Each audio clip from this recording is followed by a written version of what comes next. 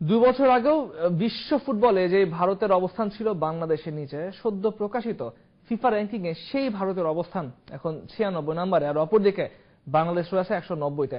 2 বছরের মধ্যে দেশটির ফুটবলে ঘটেছে আমূল পরিবর্তন, কিন্তু ঠিক কেমন করে ঘটলো এই পরিবর্তন জানবো মাহফুজুল ইসলামের কাছে। ফিফা র্যাঙ্কিং এ পার্শ্ববর্তী দেশ ভারত পৌঁছেছে 96তম অবস্থানে।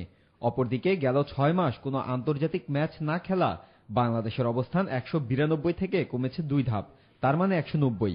এটি হতে পারে দেশের ফুটবল ভক্তদের জন্য এক চিলতে সান্ত্বনা।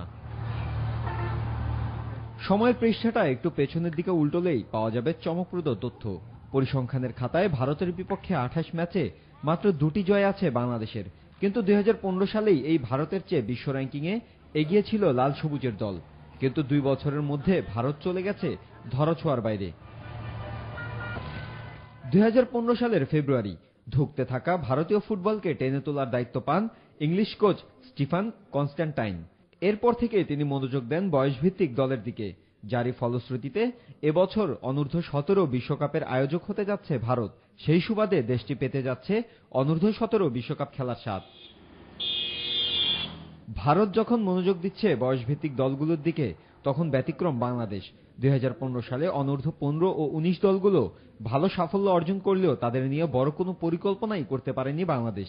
সেই সঙ্গে দেশের ফুটবলের সর্বোচ্চ নিয়ন্ত্রক সংস্থা ব্যর্থ হয়েছে একটি ফুটবল একাডেমি করতে। যেটি আছে সেটিও চালাতে ব্যর্থ হওয়ায় বাফুফে সেখান থেকে নিজেদের নিয়ন্ত্রণ হারিয়েছে আগেই। খেলোয়াড় সংকটের এই বাস্তবতা যখন সামনে দাঁড়িয়ে, তখন দেশের ক্লাবগুলো ভালো মানের ফুটবলার তৈরিতে ব্যর্থ। দেশের ফুটবলের হতাশার সর্বশেষ সংযোজন এএফসি এশিয়ান কাপ বাছাইয়ে ভুটানের বিপক্ষে হার। এরপরই 2 বছরের জন্য আন্তর্জাতিক আসর থেকে নির্বাসিত দেশের ফুটবল।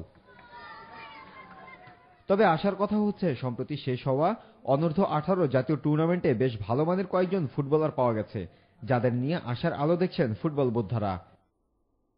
মাহফুজুল ইসলাম, নিউজ 24।